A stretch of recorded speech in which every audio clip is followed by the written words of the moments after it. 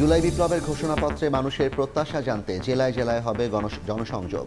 ৬ জানুয়ারি থেকে ৬ দিনের কর্মসূচি ঘোষণা অভ্যুত্থানকারী শিক্ষার্থীদের। ২১ বছরে হওয়া যাবে প্রার্থী, সংসদ হবে ২ কক্ষের, দুবারের বেশি প্রধানমন্ত্রী নয়। সংবিধান সংস্কার কমিশনের প্রস্তাব জমা এ মাসেই, বাস্তবায়নে রাজনৈতিক ঐক্যের তাগিদ। তারেক রহমানের বিরুদ্ধে চাঁদাবাজির ৪ মামলা বাতিল করে হাইকোর্টের দেয়া রায়ের বিরুদ্ধে রাষ্ট্রপক্ষের লিপ্ট আপিল, শুনানি হতে পারে আগামীকাল। আবারও ব্রিটিশ গণমাধ্যমের শিরোনামে টিউলিপ, এবার আওয়ামী লীগ সংশ্লিষ্ট ব্যবসায়ী থেকে লন্ডনে বিনামূল্যে ফ্ল্যাট নেওয়ার অভিযোগ, ভুল তথ্য দাবি মুখপাত্রের। ঠান্ডায় ডায়রিয়ার প্রকোপ, দিনে ৮০০-র বেশি শিশু ভর্তি হচ্ছে আইসিডিডিআরবিতে। ঢাকায় দুদিন পর দেখা মিলল সূর্যের। ৯ জানুয়ারি থেকে ফের শৈত্যপ্রবাহের পূর্বাভাস।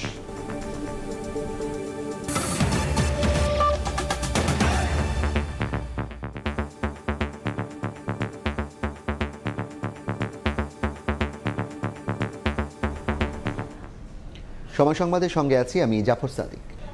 জুলাই বিপ্লবের ঘোষণাপত্র নিয়ে মানুষের প্রত্যাশা জানতে জেলায় জেলায় জনসংযোগ কর্মসূচি ঘোষণা করেছেন অভ্যুত্থানকারী শিক্ষার্থীরা। আগামী ৬ থেকে ১১ জানুয়ারি পর্যন্ত সারা দেশে এ কর্মসূচি চলবে। সকালে যৌথ সংবাদ সম্মেলনে এ কথা জানান বৈষম্য বিরোধী ছাত্র আন্দোলন ও জাতীয় নাগরিক কমিটির শীর্ষ নেতারা। ঘোষণাপত্র প্রণয়নে সরকারের কার্যক্রম এখনও দৃশ্যমান নয় জানিয়ে অবিলম্বে এ বিষয়ে কার্যকর পদক্ষেপ নেওয়ার আহ্বান জানান তারা। ঐতিহাসিক গণ অভ্যুত্থানে স্বৈরাচারী সরকার পতন বছরের শেষ দিনে কেন্দ্রীয় শহীদ মিনারে মার্চ ফর ইউনিটি কর্মসূচি পালন করে বৈষম্য বিরোধী ছাত্র আন্দোলন। সেদিন জুলাই বিপ্লবের ঘোষণাপত্র প্রকাশে সরকারকে ১৫ জানুয়ারি পর্যন্ত সময় বেঁধে দেন গণ অভ্যুত্থানের নেতৃত্ব দেয়া তরুণরা। কয়েকদিন পেরিয়ে গেলেও ঘোষণাপত্র প্রণয়নে অন্তর্বর্তী সরকারের দৃশ্যমান কার্যক্রম না থাকার দাবি করেন বৈষম্য বিরোধী ছাত্র আন্দোলন ও জাতীয় নাগরিক কমিটির নেতারা। যৌথ সংবাদ সম্মেলনে তারা জানান, জুলাই গণ অভ্যুত্থানের ঘোষণাপত্র নিয়ে মানুষের আশা আকাঙ্ক্ষা জানার লক্ষ্যে আগামী ৬ থেকে ১১ জানুয়ারি পর্যন্ত সারা দেশে চলবে গণসংযোগ। আগামী ৬ জানুয়ারি থেকে ১১ জানুয়ারি পর্যন্ত দেশব্যাপী আমরা কর্মসূচি ঘোষণা করছি। এই কর্মসূচিতে আমরা দেশব্যাপী জনসংযোগ কর্মসূচি ঘোষণা করছি, যেখানে আমরা মানুষের কাছে লিফলেট বিতরণ করব, আমরা সমাবেশ করব এবং বিভিন্ন মাত্রার জনসংযোগ করব। কারণ এই প্রোক্লেমেশন অফ রেভলিউশনে আশা আকাঙ্ক্ষা, মানুষের যে আশা আকাঙ্ক্ষা রয়েছে, সেটি কি বিষয়ে তারা কি দেখতে চায় এই প্রোক্লেমেশনে, সেটির প্রতিফলনের জন্য আমরা মানুষের কাছে আমরা আমাদের জায়গা থেকে ছুটে যেতে চাই। সরকার ঘোষণাপত্র প্রকাশের দায়িত্ব নিলেও তাদের উদ্যোগ দৃশ্যমান নয়। অভিযোগ করে নেতারা জানান, অবিলম্বে কার্যকর পদক্ষেপ না নিলে দেয়া হবে কঠোর কর্মসূচি। সরকারকে আহ্বান জানাবো, অতি দ্রুত সময়ের মধ্যেই সরকার জনগণের সামনে কার্যত একটি দৃশ্যমান উদ্যোগ গ্রহণ করুক, রাজনৈতিক দলগুলোকে ডাকুক এবং গণ অভ্যুত্থানের শক্তি যে বৈষম্য বিরোধী ছাত্র আন্দোলন, তাদের থেকে সরকার ড্রাফট আহ্বান করুক। জনগণের প্রয়োজনে যেভাবে আপনারা ৫ তারিখে বৈষম্য বিরোধী ছাত্র আন্দোলনের নেতৃত্বে ঝাঁপিয়ে পড়েছিলেন, রাজপথে শহীদ হয়েছেন, আগামীতে বাংলাদেশে যে কোনো প্রয়োজনে আপনাদেরকে ঐক্যের জায়গাটা থেকে ত্যাগ তিতিক্ষার আপনাকে দেওয়ার জন্য, জনগণের কাছে দায়বদ্ধ হওয়ার জন্য আমরা বৈষম্য বিরোধী ছাত্র আন্দোলনের প্ল্যাটফর্ম থেকে আপনাদের আহ্বান জানাচ্ছি। ঘোষণাপত্র নিয়ে রাজনৈতিক দলগুলোর কিছুটা মতপার্থক্য থাকলেও এটি সব পক্ষের আকাঙ্ক্ষার প্রতিফলন ঘটাবে বলে আশাবাদী অভ্যুত্থানকারী নেতারা। সাদিকুর রহমান, সময় সংবাদ, ঢাকা। ২৫ নয় ২১ বছরে হওয়া যাবে জাতীয় নির্বাচনের প্রার্থী। সংসদ হবে দ্বিকক্ষ বিশিষ্ট, দুইবারের বেশি প্রধানমন্ত্রিত্ব নয়। এক কেন্দ্রিক ক্ষমতা ঠেকাতে নানা প্রস্তাবনা দিতে যাচ্ছে সংবিধান সংস্কার কমিশন। চলতি মাসের মাঝামাঝিতে তা প্রধান উপদেষ্টার কাছে জমা দেওয়া হবে। স্বৈরাচারের অনুকূলে থাকা ৭০ অনুচ্ছেদ সহ বিতর্কিত ধারা বাতিলও থাকছে প্রস্তাবে। তবে কাগজে কলমের এসব সংস্কার বাস্তবে রূপ দিতে রাজনৈতিক ঐক্যের ওপর জোর দিচ্ছেন সংবিধান বিশেষজ্ঞরা। হাসান ওয়ালির প্রতিবেদন। সংশোধন বিল ২০১৮, the constitution 17th amendment bill ৩ সর্বসম্মতিক্রমে পাশ হলো। স্বাধীনতার পর থেকে ক্ষমতাকে কক্ষিগত করতে বারবার সংবিধানকে কাটাছেঁড়া করেছে বিভিন্ন সরকার। সংসদীয় ব্যবস্থা পাল্টে একদলীয় ব্যবস্থা কিংবা সামরিক শাসনকে বৈধতা দিতে ব্যবহার করা হয়েছে সংবিধানকে। সবশেষ 16 বছরে শেখ হাসিনা সরকার স্বৈরতন্ত্র টিকিয়ে রাখতে পঞ্চদশ সংশোধনী সহ বেশ কয়েকবার সংবিধানে আনে পরিবর্তন। শেখ হাসিনা পালানোর পর দাবি ওঠে সংবিধান পরিবর্তনের। সেক্ষেত্রে পুনর্লিখন নাকি সংস্কার, তা নিয়ে মতভেদ দেখা দেয় বিভিন্ন শিবিরে। 6 অক্টোবর গঠন করা হয় সংবিধান সংস্কার কমিশন। 3 মাসে বিভিন্ন রাজনৈতিক দল এবং নাগরিকদের মতামত নিয়েছেন সদস্যরা। কমিশন প্রধান ডক্টর আলী রিয়াজ বলছেন, বিভিন্ন পক্ষের প্রস্তাবনা এবং 120টি দেশের সংবিধান পর্যালোচনা করে প্রস্তুত করা হয়েছে সংস্কার প্রস্তাবনা। পুনর্লিখন না হলেও কার্যকর সংস্কারের মাধ্যমে জন আকাঙ্ক্ষা বাস্তবায়নের আশা তার। গণতান্ত্রিক আকাঙ্ক্ষাটার প্রতিফলন ঘটাতে হবে, জবাবদিহিতার ব্যবস্থা করতে হবে। সেই লক্ষ্যকে সামনে রেখে অংশীজনদের একটা বড় অংশ যেভাবে কথা বলেছেন, তাদের আকাঙ্ক্ষা, তাদের চিন্তাগুলোকে আমরা সমন্বয় করার চেষ্টা করছি। একনায়কতন্ত্র ঠেকাতে ক্ষমতার ভারসাম্য আনার লক্ষ্য কমিশনের। সে আলোকেই দ্বিকক্ষ বিশিষ্ট সংসদ ব্যবস্থার প্রবর্তন, 2 বারের বেশি প্রধানমন্ত্রী না হওয়া সহ রাষ্ট্রপতি প্রধানমন্ত্রীর ক্ষমতার ভারসাম্য আনার প্রস্তাবনা দেওয়ার কথা বলছেন ডক্টর আলী রিয়াজ। অনেক ধরনের মতের প্রতিনিধিত্বর ক্ষেত্রেও দ্বিকক্ষ বিশিষ্ট পার্লামেন্টের একটা ভূমিকা থাকে, ফলে এটা একটা ইতিবাচকভাবে আমরা বিবেচনা করেছি। একাধিক্রমে না হওয়া বা 2 বার জীবনে না হওয়া, এটা প্রধানমন্ত্রীর উপর আপনার তার জবাবদিহির জায়গাটা তৈরি করতে হবে। তরুণদের দেশ গঠনের সুযোগ দিতে সংসদ নির্বাচনে অংশ নেওয়ার বয়স 4 বছর কমিয়ে করা হচ্ছে 21। এছাড়াও সংবিধানের বিভিন্ন বিতর্কিত ধারা পরিবর্তনে রাখা হচ্ছে সুনির্দিষ্ট প্রস্তাবনা। সংসদ সদস্য হওয়ার ক্ষেত্রে বয়সসীমা কমিয়ে দেওয়া, যাতে করে এক ধরনের, আমরা যেটা বিবেচনা করেছি 21 বছরে নামিয়ে আনার, এখন 25 আছে। আমরা পর্যালোচনাটা করেছি 72 সাল থেকে যে সংবিধান বহাল আছে, এরপরে 17টা সংশোধনী হয়েছে, সেগুলো আমরা বিবেচনায় রেখেছি, যেগুলো আসলে শেষ পর্যন্ত কি লক্ষ্য অর্জিত হয়েছে। এসব সংস্কার প্রস্তাবনাকে ইতিবাচক হিসেবে দেখলেও তা কার্যকর হওয়া নিয়ে সংশয় প্রকাশ করছেন এই সংবিধান বিশেষজ্ঞ। রাজনৈতিক ঐক্যের উপর জোর তার। কি সংস্কার হবে সেটা প্রত্যেকটা দল যদি একমত হয় সেটা বাঞ্ছনীয়। জনগণের স্বার্থে চিন্তা করে প্রত্যেকটা দলকে এমনভাবে একমত হতে হবে সংস্কারের বিষয়ে, যেন পরবর্তী বাংলাদেশে যেই সরকার থাকুক না কেন তাদের জন্য একটা রেসপন্সিবিলিটি থাকে। প্রস্তাবনার শেষে সব অংশজনের মতামত নিয়েই চূড়ান্ত সংস্কার প্রস্তাবনা তৈরি করবে অন্তর্বর্তী সরকার। সংবিধান যত পরিবর্তনই করা হোক না কেন, তাতে বিপুল সংখ্যক জনমতের সায় না থাকলে ভবিষ্যতে ইচ্ছেমাফিক শাসনতন্ত্র পরিচালনার আশঙ্কা থেকেই যায়। পাশাপাশি সংবিধান সুরক্ষিত রাখতে সুষ্ঠু গণতান্ত্রিক চর্চা এবং জবাবদিহিতার সংস্কৃতি নিশ্চিতের উপর জোর বিশেষজ্ঞদের। হাসান ওয়ালি, সময় সংবাদ, ঢাকা।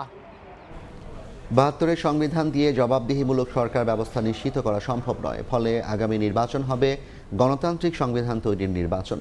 জাতীয় প্রেস ক্লাবে আলোচনা সভায় এ মন্তব্য করেছেন গণসংহতি আন্দোলনের প্রধান সমন্বয়কারী জোনায়েদ সাকি।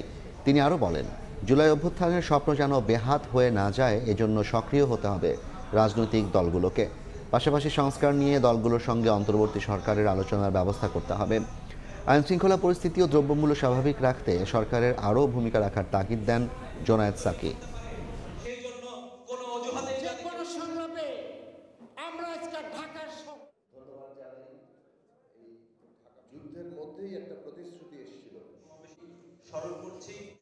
জুলাই আগস্টের এই অভ্যুত্থানের পরে জনগণের স্বপ্ন যাতে বেহাত না হয়, আবারও যাতে সেই স্বপ্নকে কেউ দুমড়ে মুচড়ে দিতে না পারে, তার জন্য আমাদের রাজনৈতিক শক্তি দরকার।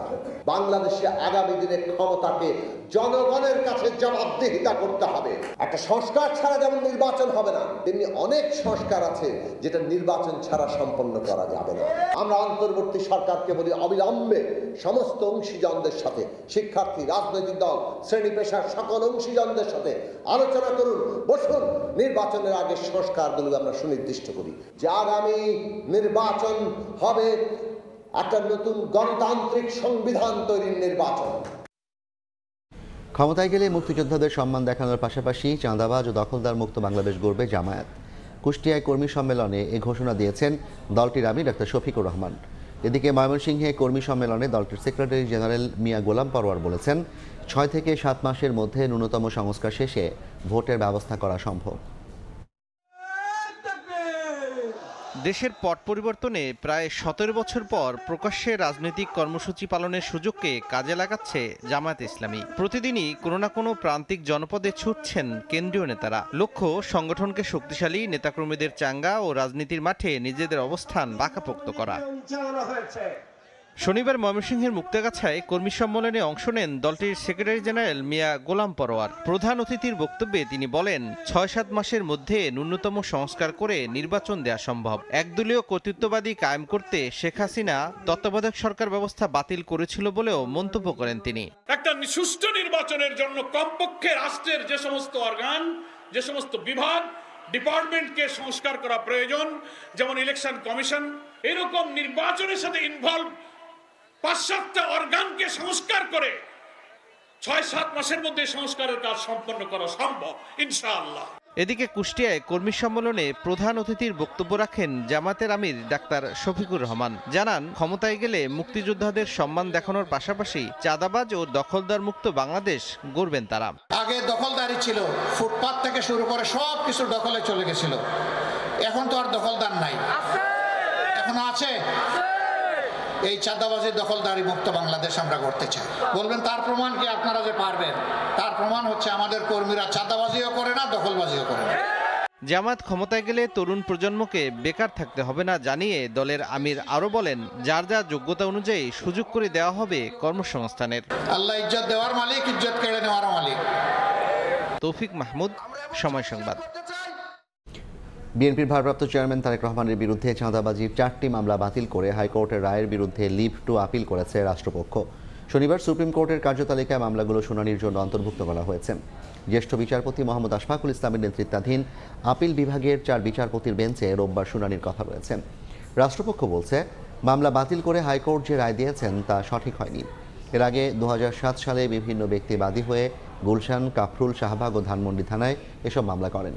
গত 23 অক্টোবর বিচারপতি AK-M আসাদুজ্জামান ও বিচারপতি সৈয়দ এনায়েত হোসেনের সমন্বয়ে গঠিত হাইকোর্টের বেঞ্চ ওই 4টি মামলা বাতিল করে রায় দেন।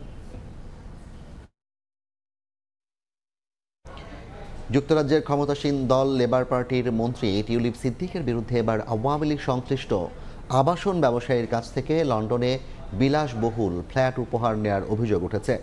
ওই ফ্ল্যাটের বিনিময়ে কোনো অর্থ পরিশোধ করতে হয়নি তাকে। বিনামূল্যে ফ্ল্যাট হস্তান্তরের তথ্য উঠে এসেছে যুক্তরাজ্যের ভূমি নিবন্ধন সংক্রান্ত নথিপত্রে। এর ভিত্তিতে শুক্রবার রাতে একটি প্রতিবেদন প্রকাশ করেছে যুক্তরাজ্য ভিত্তিক সংবাদ মাধ্যম ফিনান্সিয়াল টাইমস।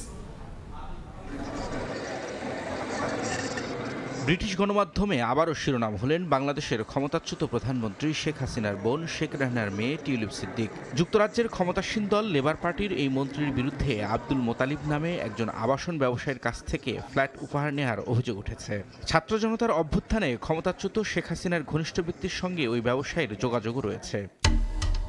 যুক্তরাজ্যের ভূমি নিবন্ধন সংক্রান্ত নথির বরাতে ফিনান্সিয়াল টাইমসের এক প্রতিবেদনে বলা হয়, বিনামূল্যে পাওয়া ওই ফ্ল্যাট লন্ডনের কিং ক্রস এলাকার কাছে অবস্থিত। 2004 সালে ফ্ল্যাটটি তাকে দেওয়া হয়। এর আগে 2001 সালে সেটি 1,95,000 পাউন্ড দিয়ে কেনা হয়, যা বাংলাদেশি মুদ্রায় প্রায় 2,93,00,000 টাকা। যদিও ফ্ল্যাটটির বর্তমান দাম নথিতে উল্লেখ করা হয়নি, তবে একই ভবনের আরেকটি ফ্ল্যাট গত আগস্টে 6,50,000 পাউন্ডে বিক্রি হয় বাংলাদেশি মুদ্রায়, যার মূল্য প্রায় 9,80,00,000। যুক্তরাজ্যের ভোটার নিবন্ধন সংশ্লিষ্ট নথি থেকে জানা গেছে, প্রায় 2 দশক ধরে কিংস ক্রসের ওই ফ্ল্যাটে বসবাস করতেন টিউলিপ সিদ্দিক। এরপর বেশ কয়েক বছর সেখানে তার ভাই বোনেরা ছিলেন। পার্লামেন্টের সদস্য হিসেবে টিউলিপের দাখিল করা আর্থিক বিবরণীতে 2টি ফ্ল্যাট থেকে ভাড়া পাওয়ার কথা উল্লেখ করা হয়েছে। আব্দুল মোতালিব ফিনান্সিয়াল টাইমসের কাছে কিংস ক্রসের ওই ফ্ল্যাট কেনার কথা স্বীকার করেছেন, তবে পরে সেটি নিয়ে কি করেছেন তা নিয়ে কিছুই বলতে চাননি। আর টিউলিপের ওই ফ্ল্যাট পাওয়ার সঙ্গে আওয়ামী লীগের সংশ্লিষ্টতার খবর ভুয়া বলে ফিনান্সিয়াল টাইমসের কাছে দাবি করেন তার একজন মুখপাত্র। বিনামূল্যে ওই ফ্ল্যাট দেওয়ার খবর এমন সময় সামনে এলো যখন 9 প্রকল্পে 80,000 কোটি টাকা অনিয়ম ও দুর্নীতির অভিযোগে টিউলিপ, শেখ হাসিনা, শেখ রেহানা ও সজীব ওয়াজেদের বিরুদ্ধে অনুসন্ধান করছে বাংলাদেশের দুর্নীতি দমন কমিশন দুদক। রবিউল ইসলাম আওলাদ, সময় সংবাদ। ব্যাংক খাতের লুটপাটকারীদের বিরুদ্ধে দৃশ্যমান কোনো ব্যবস্থাই চোখে পড়ছে না। অন্তর্বর্তী সরকারের 5 মাস পূর্ণ হতে চললেও কোনো পদক্ষেপ না থাকায় ক্ষুব্ধ গ্রাহকরা। জড়িতদের আইনের আওতায় আনার দাবি। অবশ্য বিচারের পরিবর্তে লুটেরাদের ভালো হওয়ার সুযোগ দিতে চান কেন্দ্রীয় ব্যাংক গভর্নর। তবে অর্থনীতিবিদদের পরামর্শ, টেকসই আর্থিক খাতের স্বার্থে নিতে হবে কঠিন সিদ্ধান্ত। কাজল আব্দুল্লাহর রিপোর্ট। উন্নয়নশীল দেশ থেকে উন্নত দেশে অর্থ পাচার হবে, এটার কিন্তু সব গবেষণায় বলছে। মাসুদ বিশ্বাস, দেশের অর্থ পাচারকারীদের ধরার দায়িত্ব পেয়ে নিজেই নিয়েছেন সে সুযোগ, এমন অভিযোগ রয়েছে তার বিরুদ্ধে। জুলাই আগস্ট আন্দোলনে আতঙ্কগ্রস্ত হয়ে পদত্যাগ করেন তিনি। পট পরিবর্তনে কেন্দ্রীয় ব্যাংকের গভর্নর আব্দুর রউফ তালুকদারের পালিয়ে থেকে পদত্যাগের ঘটনাও নজিরবিহীন। গত 16 বছরে লাখো মানুষের জমানো অর্থ ব্যাংক থেকে নানা কৌশলে আত্মসাতের মহোৎসবে সুযোগ দেয়ার কলঙ্কিত অধ্যায় রচনা হয়েছে খোদ বাংলাদেশ ব্যাংক থেকেই। এমন বিশ্বাসহারা লোকের ভারেই সংকটে দেশের ব্যাংক খাত। খেলাপির খাতায় যোগ হয়েছে 2,84,000 কোটি টাকা।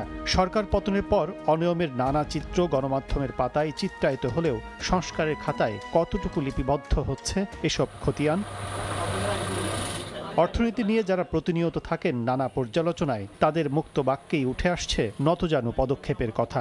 নামে বেনামে অর্থ চলে গেছে, এর পিছনে তো ব্যাংকের কর্মকর্তারা জড়িত আছেন, ব্যাংকের বোর্ডের লোকজন যারা তারা জড়িত ছিলেন। বাংলাদেশ ব্যাংকের দিক থেকে একটা কড়া বার্তা দেওয়া যে না, এই ব্যাংকগুলোতে যেগুলো রয়েছে বড় বড় দুর্নীতির যে সমস্ত অভিযোগ আছে বা তদন্ত চলমান রয়েছে, সেগুলোকে প্রয়োজনীয় জনসমক্ষে নিয়ে আসা, সেই কাজগুলোর কিন্তু কোনো ধরনের কোনো উদ্যোগ নেই। আর্থিক খাতে কতটা অনিয়মে জড়িত ব্যাংকাররা সম্প্রতি কেন্দ্রীয় ব্যাংক গভর্নরের বক্তব্যেও উঠে এসেছে ভয়াবহ চিত্র। আমি ওইটা করতে যেয়ে যদি বিশৃঙ্খলা বাড়িয়ে ফেলি, লাভ হবে? সামনের দিকে তাকান, ভালো হতে দেন মানুষকে, ভুল করে থাকলেও সে যদি শুদ্ধ হয়, আমি সেটাই চাই।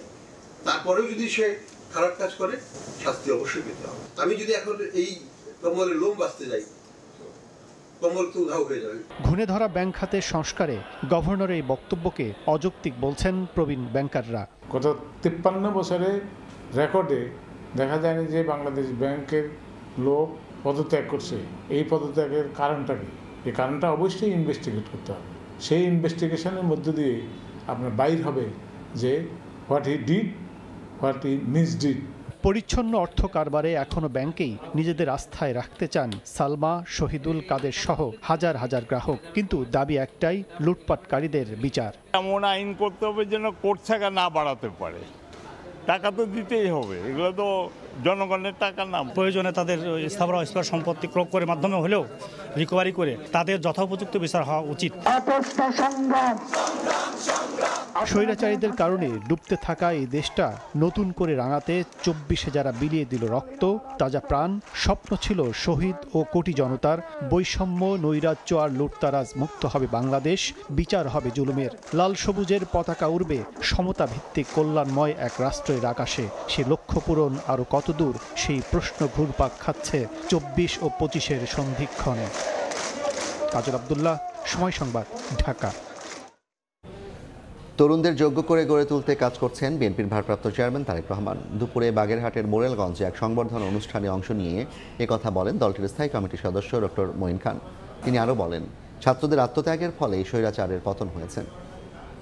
এই ছাত্র জনতার বিপ্লবের কারণে এদেশের দীর্ঘ 1.5 দশকের স্বৈরাচারী শাসন তার পতন হয়েছে এবং যারা স্বৈর শাসক তারা দেশ ছেড়ে পালিয়ে যেতে বাধ্য হয়েছে।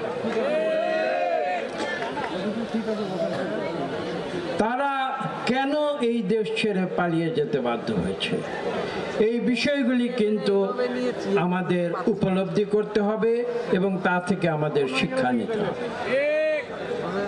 তারা তো অনেক ক্ষমতার বলে বলিয়ান ছিল। আগামীর বাংলাদেশের সঙ্গে ভারতের সম্পর্ক নির্ভর করছে দেশটির কূটনীতির উপর। এ সম্পর্ক আধিপত্য ও শোষণের হলে তা স্থায়ী হবে না বলে মন্তব্য করেছেন জাতীয় নাগরিক কমিটির মুখ্য সংগঠক সার্জিস আলম। ভারতের রাজনৈতিক ও সাংস্কৃতিক আধিপত্য প্রতিরোধে, চট্টগ্রামের আঞ্চলিক সমস্যা সমাধান এবং বৈষম্যহীন কল্যাণ রাষ্ট্র প্রতিষ্ঠায় জাতীয় ঐক্যের প্রয়োজনীয়তা শীর্ষক গোলটেবিল বৈঠকে এ মন্তব্য করেন তিনি। এ সময় বিচারের মুখোমুখি করতে শেখ হাসিনাকে ফেরত দিতে ভারতের প্রতি আহ্বান জানান সার্জিস।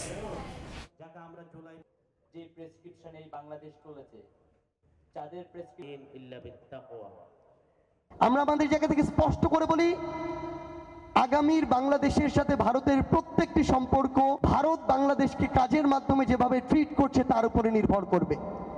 এই সম্পর্ক যদি শোষণের হয়, আধিপত্যবাদের হয়, তাহলে এই সম্পর্ক খুব একটা স্থায়ী হবে না। যেই খুনি শেখ হাসিনা 2000 মানুষকে খুন করেছে, যেই খুনি হাসিনাকে বাংলাদেশের মানুষ উৎখাত করেছে, বিতাড়িত করেছে, তাকে আশ্রয় দিয়ে পুরো বাংলাদেশের মানুষের সেন্টিমেন্টের বিপক্ষে আপনার অবস্থান করছে। আমরা মনে করি খুনি শেখ হাসিনার জায়গা যেখানে বাংলাদেশের ওই বিচারের মঞ্চ, সেখানে তাকে পাঠানোর জন্য আপনার ব্যবস্থা করুন। 2 দিন পর রাজধানীতে দেখা মিলল সূর্যের, তবে উত্তরাঞ্চল সহ দেশের বিভিন্ন স্থানে কমেনি শীতের দাপট। প্রচণ্ড ঠান্ডায় ডায়রিয়া, নিউমোনিয়া, শ্বাসকষ্ট সহ নানা রোগে আক্রান্ত হচ্ছেন শিশু, বয়স্করা। ঘন কুয়াশায় ব্যাহত হচ্ছে যান চলাচল। শনিবার প্রায় 8 ঘন্টা ধরে পাটুরিয়া, দৌলতদিয়া ও আরিচা কাজিরহাট নৌ রুটে চলাচল করতে পারেনি ফেরি। কুয়াশার চাদরে ঢাকা পথঘাট, পঞ্চগড়, চুয়াডাঙ্গা, ঝিনাইদহ সহ কয়েকটি জেলায় সকালের দিকে কুয়াশা ঝরে গুড়ি গুড়ি বৃষ্টির মতো। গত কয়েকদিন ধরেই পঞ্চগড়, চুয়াডাঙ্গায় তাপমাত্রা পারদ ওঠানামা করছে 8 থেকে 10 ডিগ্রি সেলসিয়াসে। কনকনে ঠান্ডায় জনজীবনে নেমে এসেছে স্থবিরতা। এতে সবচেয়ে বেশি বিপাকে পড়েছেন এসব জেলার খেটে খাওয়া মানুষ। হিম বাতাস উপেক্ষা করেই কাজে যেতে হচ্ছে তাদের। কেউ কেউ রাস্তার পাশে খড়কুটো জ্বালিয়ে নিচ্ছেন উষ্ণতা। হাতে বাতাস থাকে, পায়ে বাতাস থাকে, কাজ করা যায় না। কুয়াশা জন্য কিছু দেখা যাচ্ছে না, দেখেন সামনে কিছু দেখা যাচ্ছে না। আবহাওয়া অফিস বলছে চলতি মাসেই বয়ে যেতে পারে 3টি শৈত্যপ্রবাহ। 7 এবং 8 তারিখের দিকে সিলেট এবং ময়মনসিংহ বিভাগের 2-1 জায়গায় ইলশে গুড়ি বা হালকা বৃষ্টি হতে পারে। 9 তারিখ থেকে আবার নতুন করে রাতের এবং দিনের তাপমাত্রা কমে গিয়ে নতুন একটি কোল্ড ওয়েভের স্পেল শুরু হতে যাচ্ছে। শীতের সঙ্গে পাল্লা দিয়ে বাড়ছে ডায়রিয়া, নিউমোনিয়া সহ ঠান্ডাজনিত রোগ। আক্রান্তদের মধ্যে শিশু ও বয়স্কই বেশি। শ্বাসকষ্ট, খিঁচুনি উঠে যাইতেছে অতিরিক্ত জ্বরের কারণে। আগে যে অবস্থা ছিল এখন গ্যাস টানাইছি, ওনারে দিছে, সুই দিতেছে, আগে এখন ভালো আছে। ঘন কুয়াশার কারণে ব্যাহত হচ্ছে যোগাযোগ ব্যবস্থাও। শনিবার সকালে পাটুরিয়া, দৌলতিয়া ও আরিচা কাজিরহাট নৌরুটে সব ধরনের নৌযান চলাচল বন্ধ রাখে কর্তৃপক্ষ। এই সময় মাঝনদীতে আটকা পড়ে 5টি যাত্রীবাহী ফেরি। 8-10 ঘন্টা যাবৎ ফেরিঘাটে আটকা আছি, সময় মতো বাসায় পৌঁছাইতে পারছি না। কুয়াশা কেটে যাওয়ায় 8 ঘন্টা পর স্বাভাবিক হয় ফেরি চলাচল। ফাহরিয়া ফারজানা, সময় সংবাদ। সময় সংবাদে আরও থাকছেন। কর্পোরেট কোম্পানির হাতে জিম্মি ডিম মুরগির বাজার, বছরে ফিড আর বাচ্চা বিক্রি করে 6,000 কোটি টাকা বাড়তি মুনাফা। সিন্ডিকেট ভাঙার দাবি পোল্ট্রি অ্যাসোসিয়েশনের।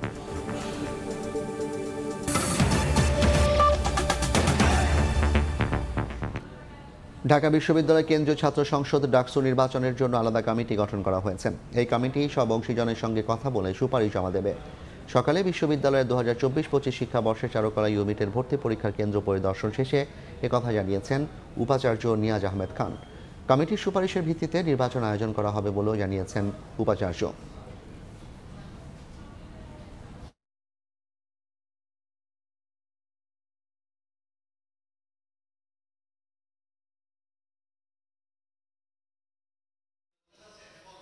একটি কমিটিকে দায়িত্ব দিয়েছি ডাকসু সংক্রান্ত ব্যাপারে, তাদের গঠনতন্ত্র সহ ইত্যাদি বিষয়ের কিছু সংশোধন প্রস্তাব এসছে। এগুলো আমরা কতটুকু করতে পারবো, কিভাবে করব, এগুলো এটা নিয়ে তাদের মতামত পাওয়ার পরে আমরা চিন্তা করব আরও মোটামুটি একটা সবার সাথে মিলে একটা সমঝোতার ভিত্তিতে একটা আনন্দমুখর পরিবেশে যেন আমরা এই কাজটি করতে পারি। ঢাকা বিশ্ববিদ্যালয়ের ভর্তি বিজ্ঞপ্তি প্রত্যাখ্যান করেছে অধিভুক্ত 7 কলেজের শিক্ষার্থীরা। 2024-25 সেশনের ভর্তি কার্যক্রম সরকারের দেয়া কমিটির মাধ্যমেই পরিচালনার দাবি জানিয়েছেন অধিভুক্ত কলেজের শিক্ষার্থীরা। দুপুরে ঢাকা কলেজে সংবাদ সম্মেলন করে নিজেদের 5 দফা দাবি তুলে ধরেন তারা। এ সময় ঢাকা বিশ্ববিদ্যালয় প্রশাসন কেবলই 7 কলেজকে ব্যবহার করে ভর্তি বাণিজ্য করেছে অভিযোগ এনে কমিটিকে সেগুলো খতিয়ে দেখার আহ্বান জানান। 7 কলেজের সমন্বয়ে পূর্ণাঙ্গ স্বায়ত্তশাসিত বিশ্ববিদ্যালয় তৈরিতে গঠিত কমিটিকে 30 দিনের মধ্যে প্রতিবেদন জমা দেওয়ার আহ্বান জানান শিক্ষার্থীরা।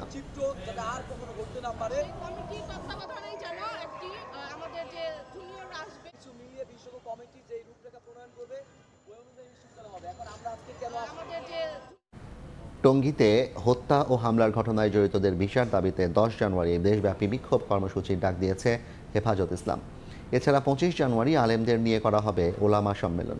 দুপুরে রাজধানীর কাকরাইল মার্কাজ মসজিদ প্রাঙ্গণে সংবাদ সম্মেলনে এ ঘোষণা দেন হেফাজত ইসলামের সহসভাপতি নাজমুল হাসান কাসেমি। এ সময় খেলাফত মজলিসের মহাসচিব মামুনুল হক বলেন, 31 জানুয়ারিতেই প্রথম পর্বের ইজতেমা হবে। সাতপন্থীরা দ্বিতীয় পর্বের ইজতেমা করতে পারবে কিনা তা প্রশাসন ঠিক করবে।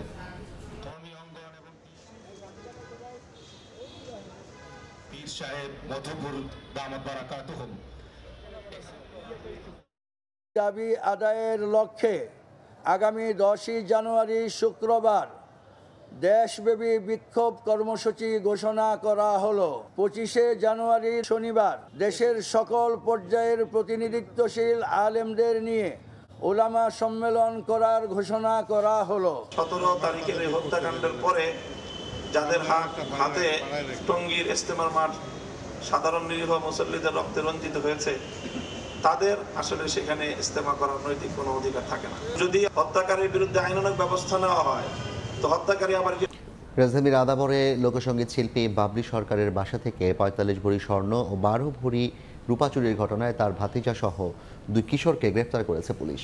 পাশাপাশি ৩২ ভরি স্বর্ণ, 10 ভরি রূপা ও অলংকার বিক্রির ৮৭,০০০ টাকা উদ্ধার করা হয়েছে। রাজধানীর আদাবরে যৌথ পরিবারের বাসাতে বাস করেন লোকসঙ্গীত শিল্পী বাবলি সরকার। তার কক্ষ থেকে চুরি হয়েছে ৪৫ ভরি স্বর্ণ ও ১২ ভরি রূপা। এ ঘটনায় অজ্ঞাত ব্যক্তিদের আসামি করে শুক্রবার আদাবর থানায় মামলা করেন এই সঙ্গীত শিল্পী। তদন্তে নেমে চুরিতে জড়িত থাকার অভিযোগে 2 কিশোরকে গ্রেফতার করে পুলিশ, যাদের একজন বাবলি সরকারের আপন ভাতিজা মাহিন। পুলিশ জানায়, ফুপু বাসায় না থাকার সময় বন্ধু রেহানকে ডেকে এনে রুমের লকার ভেঙে এমন কাণ্ড ঘটায় মাহিন। চুরি হওয়া অলংকারের মধ্যে ৩২ ভরি স্বর্ণ, 10 ভরি রূপা এবং অলংকার বিক্রির ৮৭,০০০ টাকা উদ্ধার করা হয়েছে। ১৭-১৮ বছর বয়স 2 বন্ধু মিলেই প্ল্যান করে, হঠাৎ সেদিন বাদীর অনুপস্থিতি পেয়ে সেটা সুযোগটা কাজে লাগিয়েছে আর কি। ছোট বয়স তো তারা টাকা দিয়ে অনেক কিছুই করবে, তাদের শখের যত বিষয়গুলো পূরণ করা সেটা করার চেষ্টা করবে। দরজা লকার তারা প্রথমে ভাঙে, তারপরে ভিতরে ঢুকে যে ওয়ার্ড্রপের মধ্যে ছিল সেই ওয়ার্ড্রপের লকারও তারা ভাঙে। বিষয়টি নিয়ে কথা বলতে ফোনে যোগাযোগ করেও পাওয়া যায়নি বাবলি সরকারকে। বাসার অন্য বাসিন্দারাও মুখ খুলতে নারাজ। আমি তো আপনাদেরকে জানাইতে চাইতেছি না। আপনারা যে জানাইতে চাচ্ছেন না, কেন এটা জানাইতে চাচ্ছেন না? কারণ এটা আমাদের ফ্যামিলির ব্যাপার ভাই, এর জন্য আমি জানাইতে চাই না। পুলিশে ঘুরে পায়ে দেখলো, দেখার পর কোনো গিল টিল কাটে নাই, কিছু কাটে না, তালা ভাঙিয়ে দিছে। ওরা যে থেকে পাশের রুমি। মামলার তথ্য মতে গত ২৮ ডিসেম্বর সন্ধ্যা ৬টা থেকে ৩০ ডিসেম্বর রাত ১১:৩০ মধ্যে ঘটতে পারে চুরির ঘটনা। ফারুক ভিয়া, রবিন, সময় সংবাদ, ঢাকা। কর্পোরেট কোম্পানিগুলোর হাতে বাজারের নিয়ন্ত্রণ থাকায় কমছে না ডিম মুরগির দাম, এমন দাবি করে প্রান্তিক খামারিদের সংগঠন বিপিএর অভিযোগ, বছরে ফিড ও মুরগির বাচ্চা বিক্রি করে প্রায় ৬,০০০ কোটি টাকা অতিরিক্ত মুনাফা করছে কোম্পানিগুলো। শনিবার এক সংবাদ সম্মেলনে খামারিদের হাতে সাশ্রয়ী মূল্যে ফিড ও মুরগির বাচ্চা সরবরাহ নিশ্চিতের দাবি জানান সংগঠনটির সভাপতি। সদ্য বিদায়ী বছরের বেশিরভাগ সময়ই অস্থিতিশীল ছিল ডিমের বাজার। ডজন প্রতি ডিমের দাম উঠে গিয়েছিল ১৮০ টাকায়। দাম বেঁধে দেওয়ার পরও নিয়ন্ত্রণে আসেনি বাজার। তবে নভেম্বরে ১৮ কোটি ডিম আমদানির অনুমতি দেওয়া হলে বাজার কিছুটা স্থিতিশীল হয়। তবে নতুন বছরের শুরুতেই আবারও ডজনে 5 টাকা বেড়েছে ডিমের দাম, বেড়েছে ব্রয়লার মুরগির দামও। মুরগির বাজার এখন কিছুদিন আগে কম ছিল, আবার ইদানিং বাইরে গেছে। গত কয়েকদিন যাবৎ প্রচুর শীত, খামারও অনেক মুরগি রোগ বালাই দেখা দিচ্ছে, এই জন্য ডিমের প্রোডাক্টটা একটু কম আসতেছে। কয়েকদিন আগে বেচছি ১৩০-৩৫, আজকে বেচতেছি 40 টাকা। আগে তো অনেক বাড়তি এই সপ্তাহে, গত সপ্তাহে অনেক বেশি। ওরা যেভাবে চালাবে আমাদের ওইভাবে চলতে হবে। শনিবার ডিআরইউতে আয়োজিত সংবাদ সম্মেলনে বাংলাদেশ পোল্ট্রি অ্যাসোসিয়েশন বিপি এর সভাপতি সুমন হাওলাদার জানান, খামারিদের হাতে ডিম মুরগির নিয়ন্ত্রণ না থাকায় সিন্ডিকেট ভাঙা যাচ্ছে না। সরকারের নীতি নির্ধারণী বৈঠকে প্রান্তিক খামারিদের রাখার আহ্বান জানান। প্রান্তিক খামারিদের স্বার্থ চিন্তা না করে সরকার হস্তক্ষেপ করে দাম নির্ধারণ করে দেয়, কিন্তু বাজারে বড় বড় রাঘব বোয়াল সিন্ডিকেটের কারণে সরকার নির্ধারিত দামকে সরকার চাইলেও বাস্তবায়ন করতে পারে না। গ্রুপ অফ প্রান্তিক খামারিদের উৎপাদন খরচের বৈষম্য দূর করুন। বিশ্ববাজারে ফিডের দাম কমলেও দেশের বাজারে না কমায় মুরগির দামে প্রভাব পড়ছে। ডিম মুরগির বাজারে অস্থিরতার জন্য এই সিন্ডিকেটকে যতদিন লাগাম টানানো যাবে ততদিন কিন্তু বাংলাদেশের বাজারে ডিম মুরগির স্বস্তি আসবে না।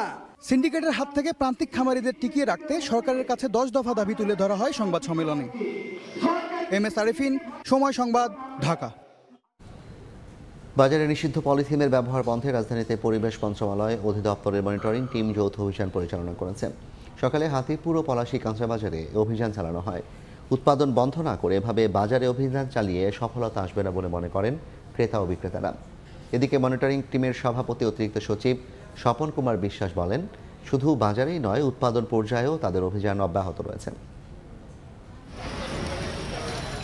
রাজধানীর হাতিরপুল কাঁচা বাজারে শনিবার সকালে গিয়ে দেখা যায় ক্রেতা বিক্রেতা সবার হাতেই নিষিদ্ধ পলিথিন ব্যাগ। সচেতনতার লেশ মাত্র নেই কারোর মধ্যে। কিছুক্ষণ পরই শুরু হয় পলিথিন নিষিদ্ধে পরিবেশ মন্ত্রণালয় ও অধিদপ্তরের যৌথ টিমের বাজার মনিটরিং কার্যক্রম।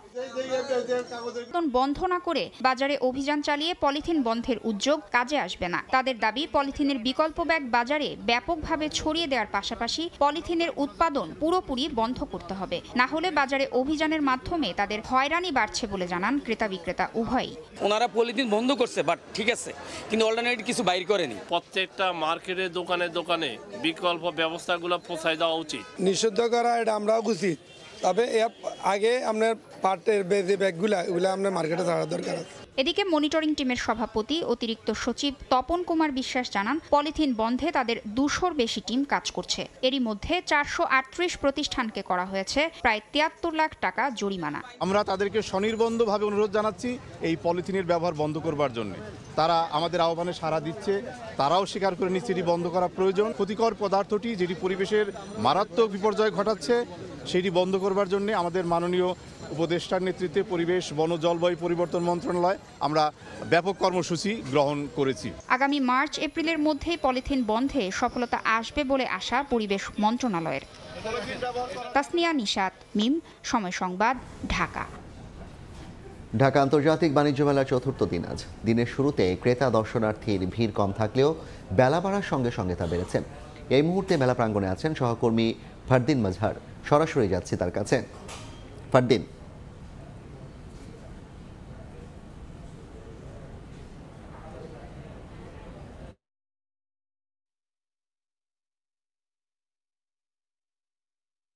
আন্তর্জাতিক বাণিজ্য মেলার চতুর্থ দিন আজ। এই মুহূর্তে রাজধানীর পূর্বাঞ্চলে দাঁড়িয়ে আছি আমি। সকালে থেকে শৈত্যপ্রবাহের কারণে জনসমাগম কম দেখা সত্ত্বেও বেলা যত বেড়েছে আমরা দেখেছি যে জনসমাগম বাড়ছে। মেলার ঠিক সম্মুখ প্রাঙ্গণে যেরকম পানির ফোঁটা দেখা যাচ্ছে সেখানে জনসমাগম অনেক বেড়েছে। সেখানে জনসাধারণ দাঁড়িয়ে এই মুহূর্তে সব কিছু পর্যবেক্ষণ করছে। আমরা দেখতে পেরেছি যে বেলা যত বেড়েছে তত জনসমাগম বাড়ার ফলে ক্রেতারা শুধুমাত্র যে কিনতে এসেছে তা না, তারা চারপাশ ঘুরে দেখেছে সবসময়। এবং মেলা আমরা জানতে পেরেছি মেলার 15 দিন শুধুমাত্র কেনাকাটার জন্য না এসে বেশিরভাগ মানুষই মেলাটা দেখতে বেশি আসে। এবং বিভিন্ন বয়সী মানুষদের জন্য মেলায় বিভিন্ন ধরনের কর্নার আছে, যেমন সিনিয়র সিটিজেনদের জন্য রয়েছে সিটিং কর্নার, শিশুদের নির্মল চিত্ত বিনোদনের জন্য ব্যবস্থা রয়েছে। আমরা দেখেছি যে এবছরের মেলায় 361টি প্যাভিলিয়ন রয়েছে। দেশি এবং বিদেশি বিভিন্ন প্যাভিলিয়ন দিয়ে এবারে মেলাটি সাজানো হয়েছে। ক্রেতারা যেহেতু 15 দিন পর থেকে আমরা শুনতে পেরেছি যে তারা তাদের পছন্দের পণ্যটি কেনার জন্য সারা বছরই তালিকা করে রাখেন এবং সেই তালিকা অনুযায়ী তারা দেশি বিদেশি পণ্য তারা কিনে থাকেন। এবং বিভিন্ন ধরনের পণ্যের পাশাপাশি এবারে মেলায় আমাদের জুলাই গণঅভ্যুত্থানের জন্য বিভিন্ন স্টল দেওয়া হয়েছে। দেশের তরুণ সমাজকে রপ্তানি পণ্যের জন্য রপ্তানি বাণিজ্য উদ্বুদ্ধ করতে তৈরি করা হয়েছে ইউথ প্যাভিলিয়নও। মেলায় যে সম্ভাবনাময় সেক্টর ও পণ্যভিত্তিক যে সেমিনার সেগুলোর আয়োজনও ভবিষ্যতে করা হবে বলেও আমরা জানতে পেরেছি। মাসব্যাপী এই বাণিজ্য মেলাটি প্রতিদিন সকাল 10টা থেকে রাত 9টা পর্যন্ত চললেও সাপ্তাহিক ছুটির দিনে এটা রাত 10টা পর্যন্ত চলবে।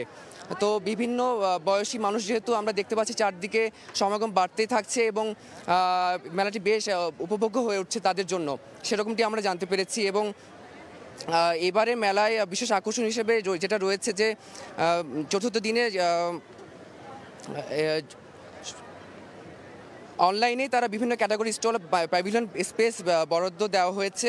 মেলায় এবারে মেলায় প্রথমবারের মতো ই টিকিটিংয়েরও ব্যবস্থা চালু করা হয়েছে। তো যেহেতু বেলা বেড়েছে এবং মেলায় জনসমাগম অনেক বেশি বেড়েছে,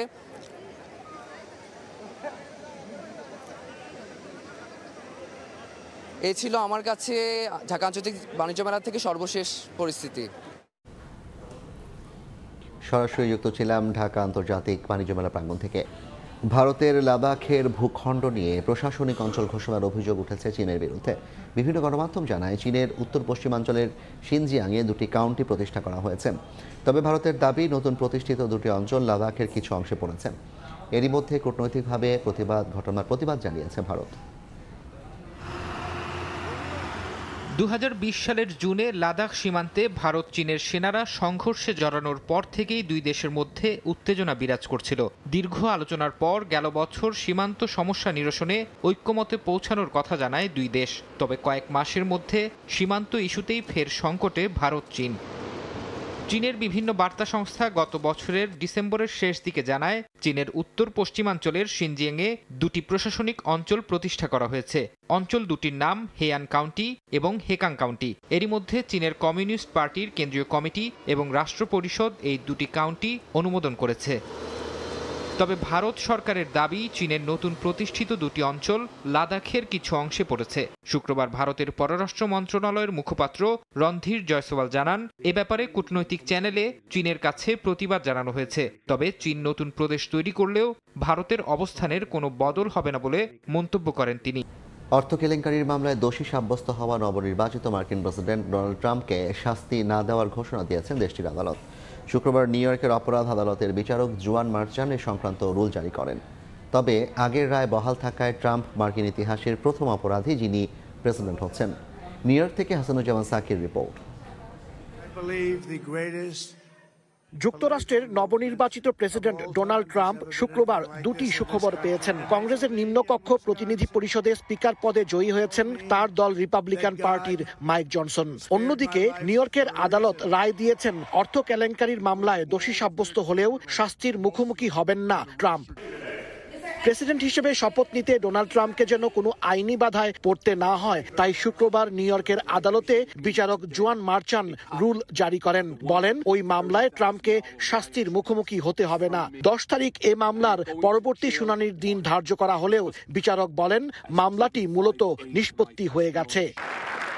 এদিকে শুক্রবার নানা নাটকীয়তার পর মার্কিন প্রতিনিধি পরিষদের স্পিকার পুনর্নির্বাচিত হয়েছেন মাইক জনসন। রিপাবলিকান সংখ্যাগরিষ্ঠ হাউসে জনসন পেয়েছেন 218 ভোট, আর প্রতিদ্বন্দ্বী ডেমোক্র্যাট প্রার্থী হাকিম জেফরি পেয়েছেন 215 ভোট। প্রথম দফায় রিপাবলিকান দলের 3 আইন প্রণেতা জনসনের বিপক্ষে ভোট দেয়ায় ঝুলে যায় তার স্পিকার পদে বহাল থাকা। এছাড়া কোনো প্রার্থী প্রয়োজনীয় সংখ্যক ভোট না পাওয়ায় দ্বিতীয় দফায় গড়ায় ভোটাভুটি। এ সময় নিজেদের ভোট জনসনকেই দেন রিপাবলিকান ওই আইন প্রণেতারা। ভোট গণনা শেষে শপথ নেন মাইক জনসন।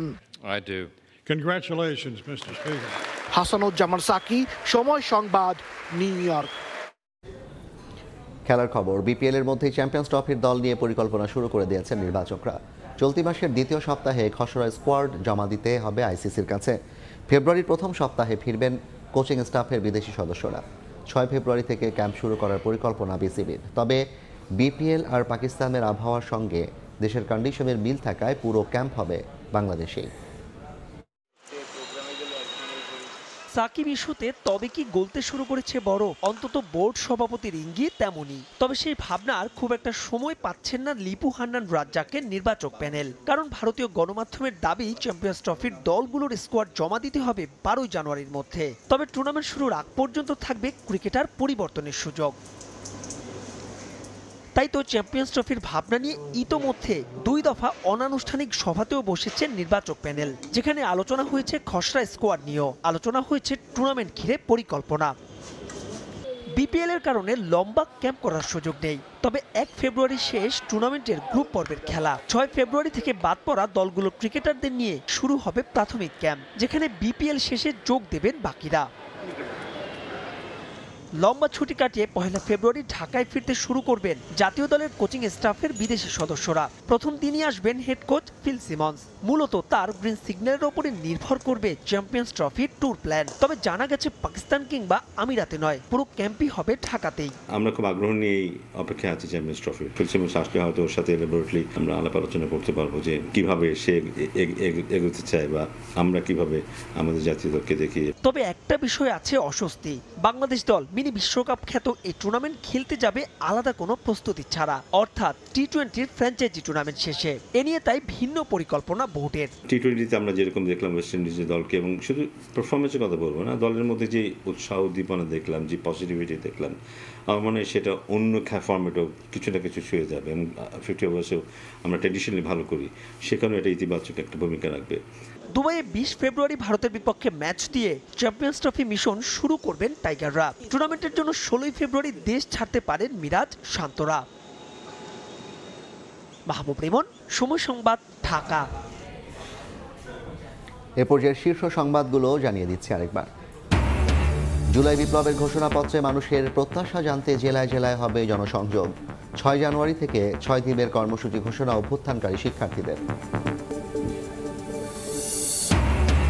21 বছরেই হওয়া যাবে প্রার্থী, সংসদ হবে 2 কক্ষের, দুবারের বেশি প্রধানমন্ত্রী নয়, সংবিধান সংস্কার কমিশনের প্রস্তাব জমা এ মাসেই, বাস্তবায়নে রাজনৈতিক ঐক্যের তাগিদ। এবং তারেক রহমানের বিরুদ্ধে চাঁদাবাজির 4 মামলা বাতিল করে হাইকোর্টের দেয়া রায়ের বিরুদ্ধে রাষ্ট্রপক্ষের লিভ টু আপিল, শুনানি হতে পারে আগামীকাল।